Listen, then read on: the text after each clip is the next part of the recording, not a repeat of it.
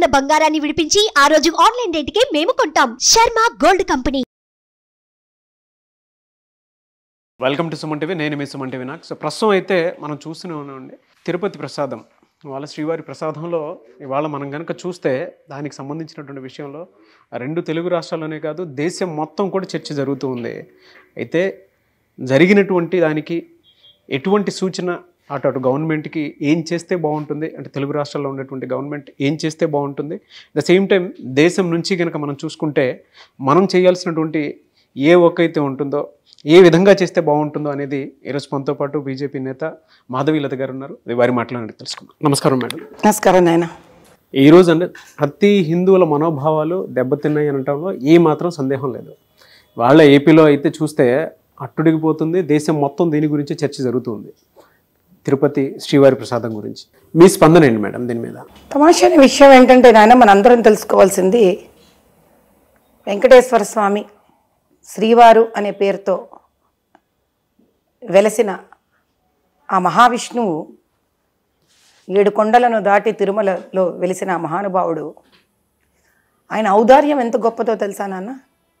ఆయన నగలు దొంగలించేశారు, చాలా వజ్రాలు వైడూర్యాలు మాణిక్యాలు దొంగతనం అయ్యాయి, విగ్రహాలు దొంగతనం అయ్యాయి, ఉండి డబ్బులు దొంగతనం అయ్యాయి, పరమతం వాళ్ళందరినీ చైర్మన్లుగాను ఎండోమెంట్ మినిస్టర్లుగాను ఈఓలు కానీ పెట్టారు, మత మార్పిడి చేసుకున్న వాళ్ళందరినీ పెట్టారు. అప్పుడు కూడా ఆయనకి ఇంత కోపం రాలేదు నాన్న. ఆ ప్రసాదం ఇంత దౌర్భాగ్యంగా జంతువు కొవ్వుతో పదార్థంతో చేసింది ఆయనకి పెట్టి ఉంటే కూడా ఆయనకి ఇంత కోపం వచ్చేది కాదు. కానీ ఈ దుర్మార్గులు ఎవరైతే చేశారో, ఈ దురాగతం చేసిన రాక్షసులు ఎవరైతే చేశారో, ఇది అమాయకంగా వెళ్ళి వాళ్ళ తలనీలాలు, వాళ్ళ దగ్గర ఉన్న ముడుపులు ఒలిచి ఇచ్చేవాళ్ళు ఉంటారు చూడు నాన్న, వాళ్ళందరికీ కూడా ఆయన పేరుతో అందించారు ఈ ప్రసాదాన్ని. అవునండి. అందుకే ఆయన కలియుగ వికృత రూపం దాల్చి దీన్ని బయటికి తెచ్చాడు.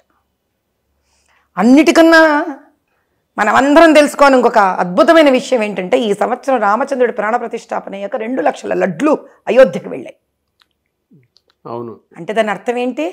అక్కడ జరిగింది విగ్రహ ప్రతిష్టాపన కాదు, సాక్షాత్తు రామచంద్రుడు భూమి మీద దిగాడు.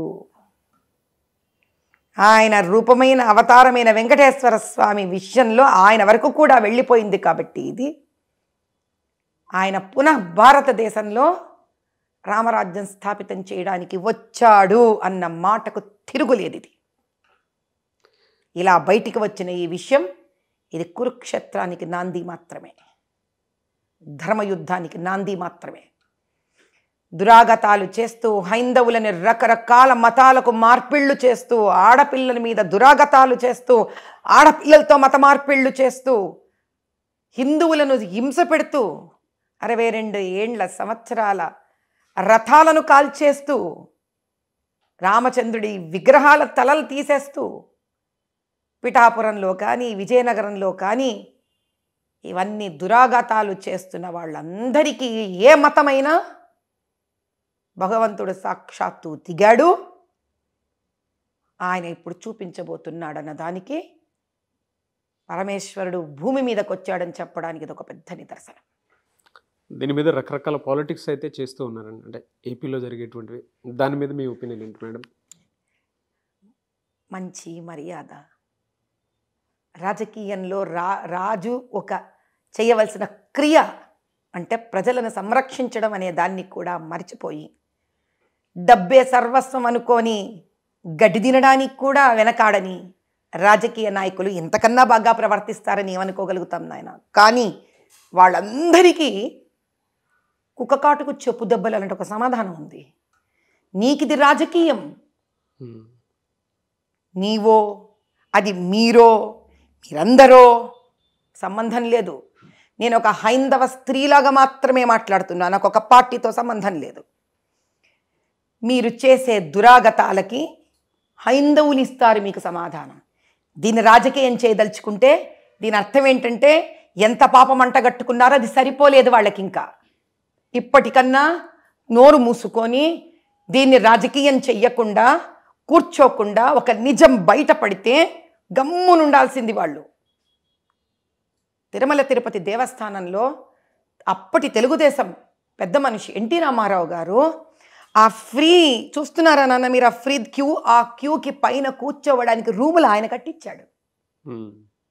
అందరూ మర్చిపోయి ఉండొచ్చు, ఫ్రీ భోజనశాలను ఏర్పాటు చేసింది ఎన్టీ రామారావు గారే.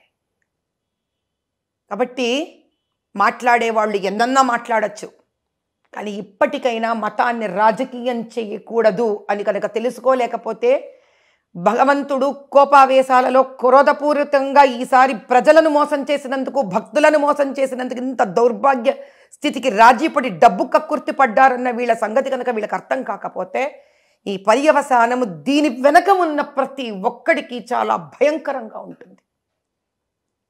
ఇవాళ ఈ ఇన్సిడెంట్ మనల్ని మనమే అవమానించుకున్న విధంగా జరిగిందని చెప్పొచ్చు. దీని వెనక ఎవరు ఏ రకంగా చేసి ఉంటారని అనుకోవచ్చు అంటారండి?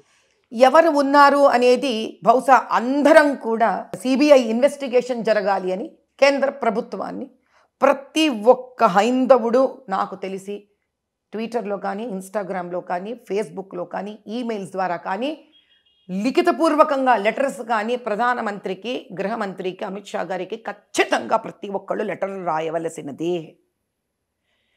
ఎంతమంది హైందవులు దేశవ్యాప్తంగా, ప్రపంచవ్యాప్తంగా దీనిని క్రోధపూర్వకంగా, అవమానంగా, బాధగా, కంఠశోషగా, కడుపులో ఒక అగ్ని జ్వాల గుండం పగిలినంత బాధగా భావించిన ప్రతి ఒక్కళ్ళు, వయస్సు కులంతో సంబంధం లేకుండా, స్త్రీ పురుషుల సంబంధం లేకుండా ప్రతి ఒక్కళ్ళు దీని సిబిఐ ఎంక్వైరీ అవ్వాలి అని, దీన్ని నిద్రపోనీయకుండా, చల్లారనివ్వకుండా, ఈ అవమానం మనకు కాదు జరిగింది, మనలో నివసించే భగవంతుడికి జరిగింది, మన నమ్ముతున్న నమ్మకానికి జరిగింది. సనాతన ధర్మం అంటే ఎన్ని ఏండ్ల క్రితం వచ్చిందో ఈ ధర్మం తెలియకుండా. ఇప్పుడు మిమ్మల్ని ఒక ప్రశ్న వేస్తాను నాయన, వెంకటేశ్వర స్వామి దగ్గరికి వెళ్ళి అన్ని కోరికలు కోరుకుంటూ ఆయనకు దుర్మార్గపూర్వకమైన లడ్లు పెడితే దానికి మాత్రం మనం ఎవ్వరం స్పందించట్లేదంటే వెంకటేశ్వర స్వామి మన మాట వింటాడా? ఇంకా దేవుడితో కూడా డీల్ చేస్తున్నాం కదా మనము, దేవుడితో కూడా వ్యాపారమేగా చేస్తున్నది ఈరోజు. మనం వెళ్తున్నాం కదా, కొండెక్కుతున్నాం కదా, గుండు కొట్టించుకుంటున్నాం కదా, మెట్లెక్కుతున్నాం కదా, ఉండిలో వేసేటప్పుడు నాకు ఈ కోరిక కావాలి, నాకు ఆ కోరిక తీరాలని అడుగుతున్నాం కదా. కాబట్టి అదే వెంకటేశ్వర స్వామికి అన్యాయం జరిగింది కాబట్టి మనం నిలబడాలి. ఇప్పుడు దీనిని న్యాయం జరిగే వరకు నోరు మూసుకొని ఉండకూడదు. ఇది కేవలం ఒక లడ్డు సమస్య కాదు, నగలు, నాణ్యాలు, ఆస్తులు, డబ్బులు, హుండీలు ప్రతిదీ బయటికి రావాల్సిందే. వాళ్ళ రెండు తెలుగు రాష్ట్రాల్లో మీ వాయిస్కి ఒక పవర్ ఉంది. సో రెండు తెలుగు రాష్ట్రాల్లో ఉండేటువంటి మన తెలుగు వాళ్ళకి ఈ ఇన్సిడెంట్కి సంబంధించినటువంటి వాటిలో ఏం చెప్తారండి? రెండు తెలుగు రాష్ట్రాలు మాత్రమే కాదు, దేశం మొత్తమే కాదు, ప్రపంచం మొత్తం ఉన్న తెలుగు వాళ్ళందరికీ, తెలుగు భాష అర్థమయ్యే వాళ్ళందరికీ ఒకటే చెప్తున్నాను, జాగ్రత్తం కాండి. సిబిఐ ఎంక్వైరీ అయ్యే వరకు నిద్రపోకండి. మీరెవరు ఢిల్లీకో, హైదరాబాదుకో, తిరుపతికో పరిగెత్తెళ్ళక్కర్లేదు. మీ చోట్ల నుంచి ప్రతిరోజు ఒకటే మ్యాటర్, ప్రతిరోజు ట్వీట్ చేయండి, ప్రతిరోజు అదే matter, cut paste copy, cut paste copy, cut paste copy. ఇన్స్టాగ్రామ్లలో, ట్విట్టర్లలో, ఫేస్బుక్లలో, ఈమెయిల్స్లలో ఆ 10 నిమిషాలు వెంకటేశ్వర స్వామి కోసం ఇస్తున్నాం అనుకోండి, మన ధర్మం కోసం ఇస్తున్నాం అనుకోండి, రేపు పొద్దున ఆయన తిరుపతికి వెళ్ళాలంటే మొహం చూపించుకోవాలి ఆయనకి మనం. రోజుకొక్కసారి ఢిల్లీకి ప్రధానమంత్రి గారికి, అమిత్ షా గారికి, ప్రధానమంత్రి గారికి, అమిత్ షా గారికి సిబిఐ ఎంక్వైరీ కావాలి, సిబిఐ ఎంక్వైరీ కావాలి, సిబిఐ ఎంక్వైరీ కావాలి. ఎంతసేపు కావాలి నాన్న నీకు ఇది? నీ ఇంట్లో నువ్వు ఉండి ఈరోజు నువ్వు పింగ్ చేయడానికి నీకు ఎంతసేపు కావాలి? ఒక మౌన వ్రతంలాగా take it up as a challenge.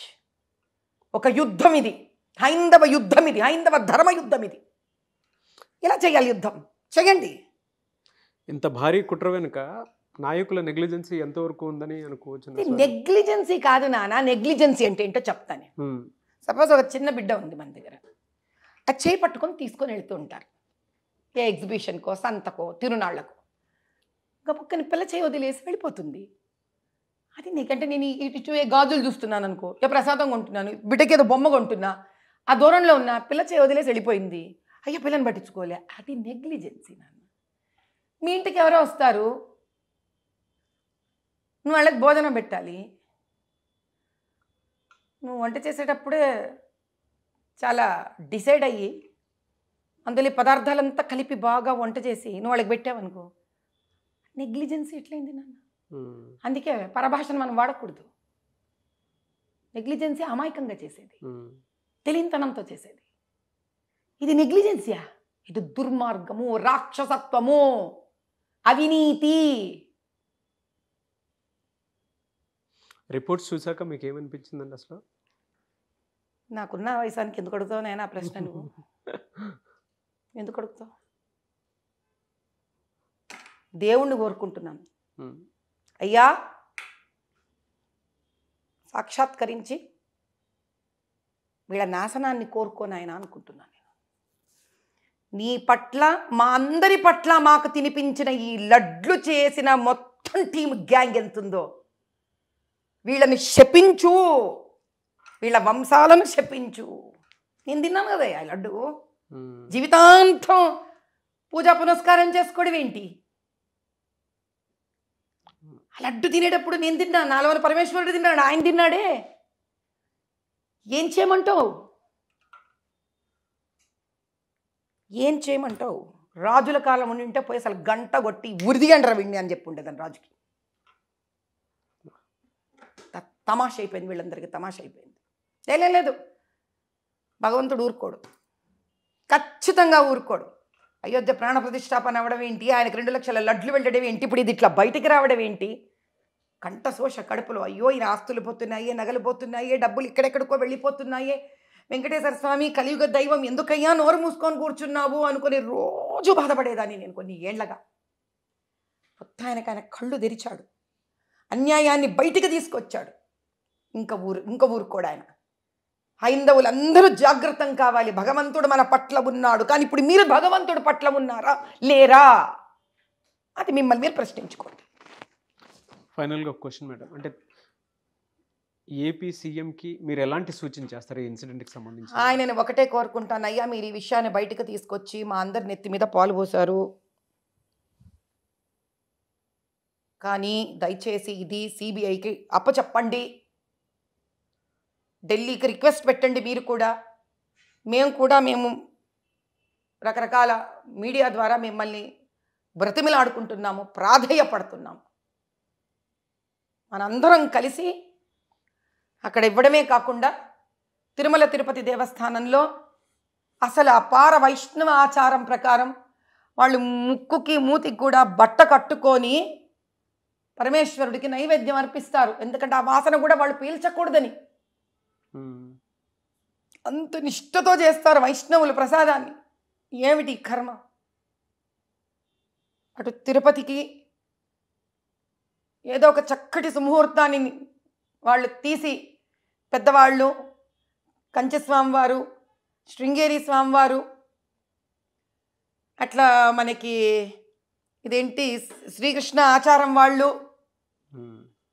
Ramanujam నుంచి వచ్చిన వాళ్ళు, ఉడిపి సాంప్రదాయము, వీళ్ళందరినీ సంప్రదించి దయచేసి ఆ తిరుపతిలో వెంకటేశ్వర స్వామికి ఏ విధంగా అయితే ఈ పాపం మనందరి వల్ల అయిన పాపం ఇది, ఈ పాప పరిష్కారానికి ఆయనకి ఏదన్నా ఏం చేస్తే ఎంత అర్థం కావట్లేదు నాయన ఎవరికైనా. ఇది ఇది ఎట్లుంది తెలుసా?